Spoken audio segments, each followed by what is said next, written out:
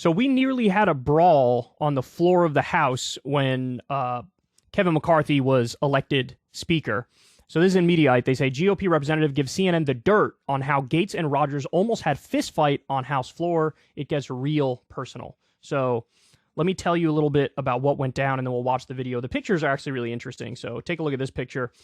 This guy, Toupee Man, is being held back by another congressperson, pointing at Matt Gaetz, very animated, was yelling at him. And then you have Matt Gaetz, same thing, with his finger pointed at the dude, yelling at him. So we have some tweets from people who were on the ground.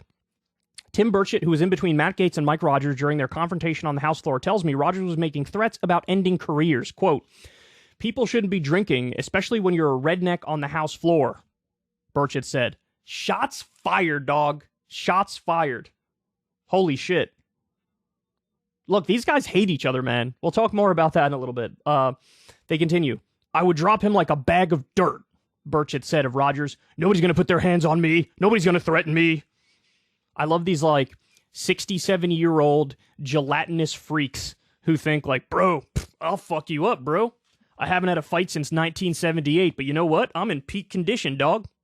I'm in peak form right now. I'm like a UFC fighter. This is glorious.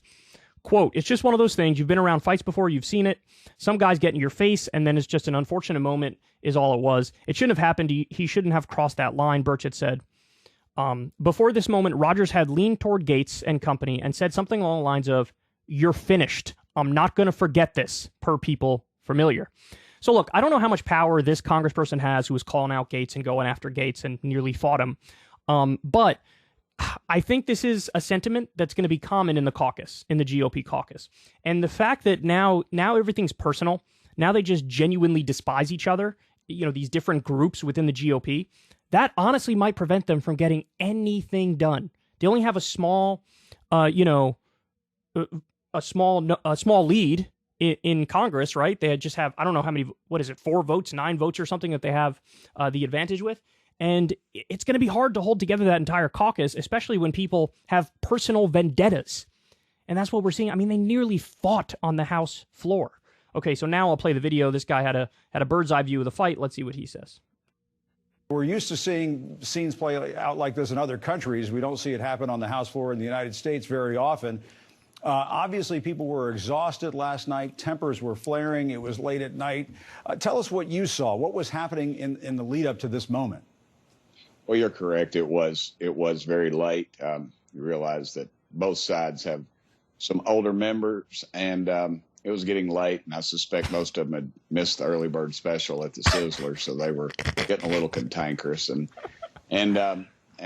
Mike, who's a friend of mine, came by and said some things, probably in haste, as a lot of us do, and probably responded to him with some things as well. And Matt Matt Gaetz had asked to review some of those rules before we voted on Speaker, and he felt like he wasn't given enough time to do just that, and asked for a little more time. And you can see me later in one of the tapes going like that because I'd asked our leadership to give us a little bit of a break so we could put our heads together and go over some of those things. And it was just an unfortunate situation, and that's what happens when people are tired. And and as you said, it was the 15th ballot that we were able to pass.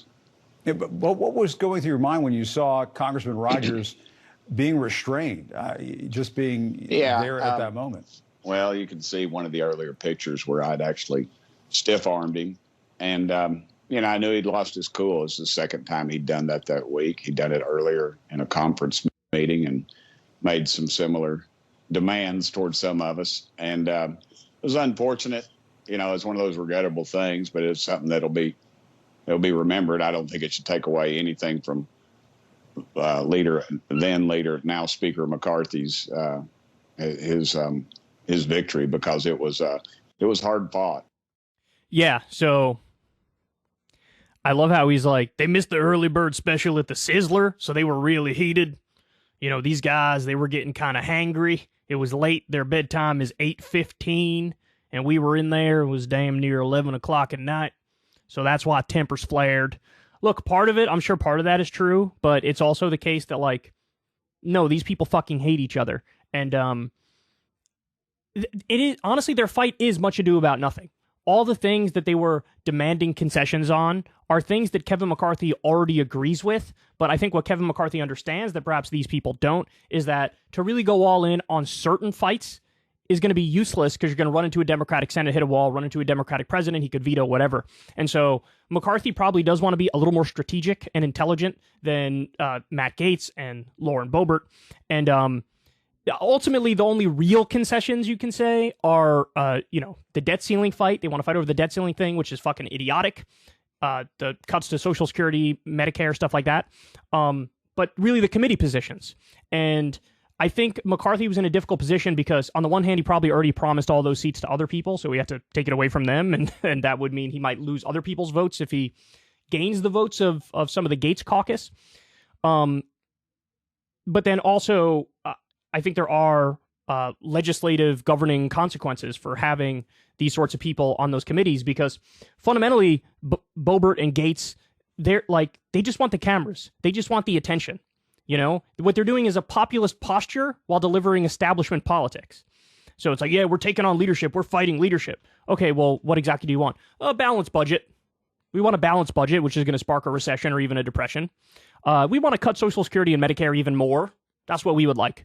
So it's like, an anti-establishment posture with a pro-establishment agenda.